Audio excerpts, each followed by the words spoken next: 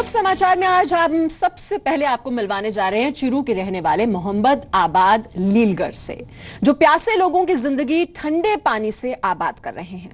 लोगों की प्यास बुझाने के लिए उन्होंने अपने ऑटो में ही प्याऊ बना लिया। देखिए सुजानगढ़ से यह रिपोर्ट।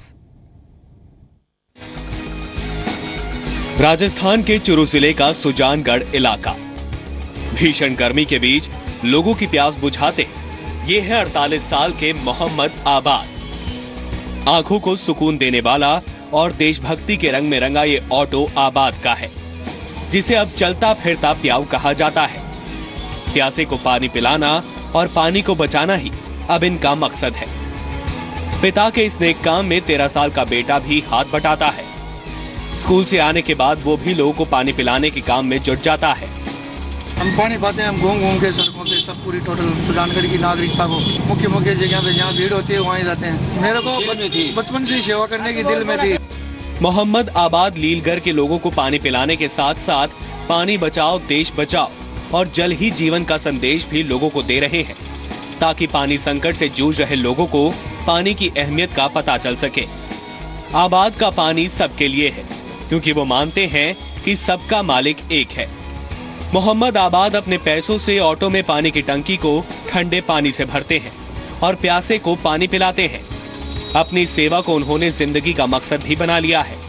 उनका मीठा पानी सबके लिए है, चाहे वो किसी भी जाति या धर्म का क्यों ना हो। इस मुहिम की लोग काफी तारीफ भी कर रहे हैं।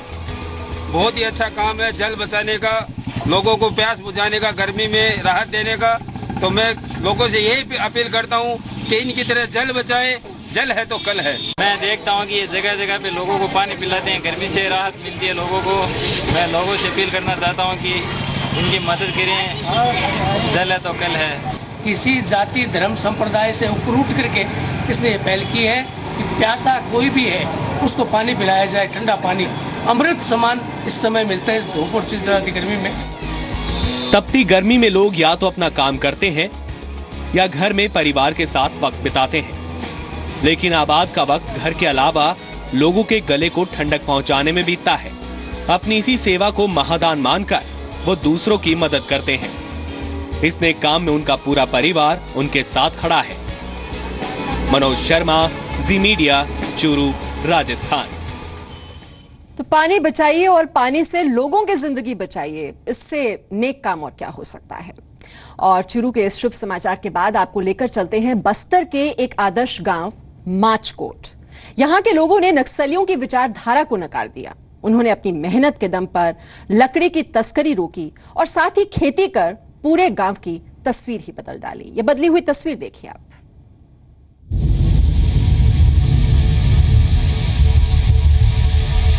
छत्तीसगढ़ के बस्तर जिले का माचकोट गांव।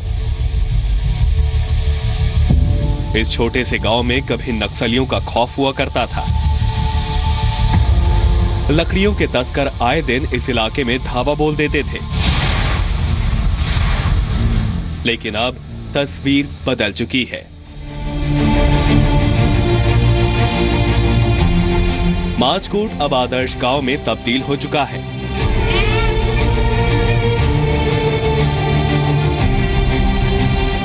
इस गांव के बच्चे स्कूल में पढ़ने जाते हैं।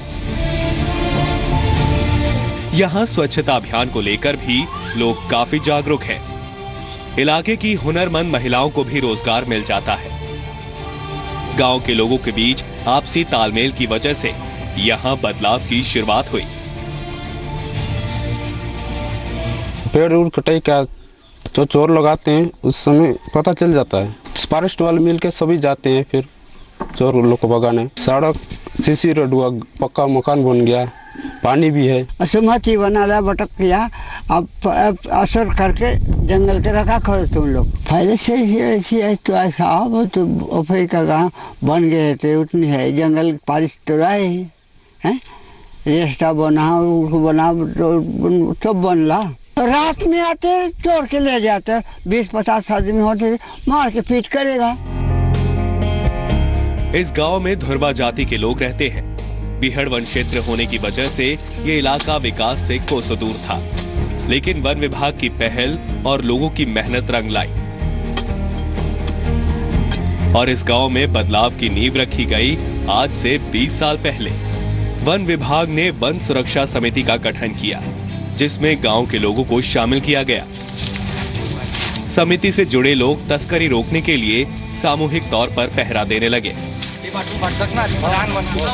जंगल का एक इलाका ओडिशा से जुड़ा हुआ है, लिहाजा लकड़ी तस्करों का ये कभी गढ़ माना जाता था।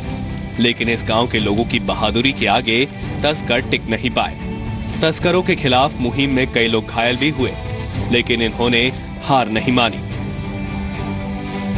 नतीजा ये हुआ कि जंगल की लकड़ियों से वन विभाग को पिछले 9 साल में 3 करोड़ 11 लाख की आमदनी हुई।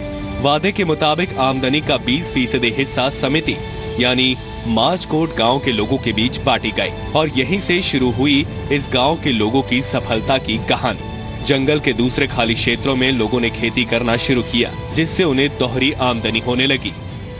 जो भी विकास हमारा उसी समिति के बारे में हो रहा है। जो घर बन गया, सीसी रोड बन गया, नल जल बन गया और ट्यूबवेल बन गया, उसी में से होते हुए है।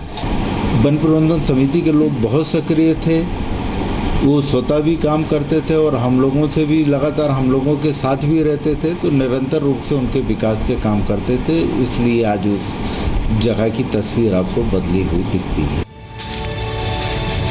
नक्सलियों ने गांव के लोगों को अपने संगठन में मिलाने की कोशिश की थी, लेकिन लोगों के बीच आपसी एकता और सही तालमेल की वजह से नक्सली अपने मकसद में कामयाब नहीं हो पाए।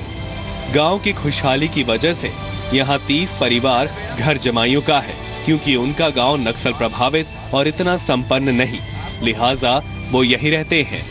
मतलब माचकोट गांव में कुल 30 जन घर जमाई होंगे। कोई तो अपना खेत वाले काम में लगता है, कोई तो राजमिस्त्री काम करता है, कोई तो बड़े काम कर रहा है और कोई तो जंगल डिपार्टमेंट में वैसा कोई मतलब चौकीदारी में लगा हुआ है और कोई तो फायर वाचन में लगा हुआ है। माचकोट गांव के लोगों की मुस्तैदी की वजह से लकड़ी की तस्करी में काफी हद तक कमी आई है। साथ ही पेड़ की कटाई में कमी आने की वजह से पर्यावरण को भी काफी फायदा हो रहा है। अविनाश प्रसाद, जी मीडिया, जगदलपुर, बस्तर। तो नक्सलियों के गढ़ में रहते हुए नक्सलियों की विचारधारा को नकार देना, लकड़ी के तस्करों को खदेड़ देना, ये हर किसी के बूते की बात नहीं। बाकी ये कोशिश बहुत ही सराहनीय है।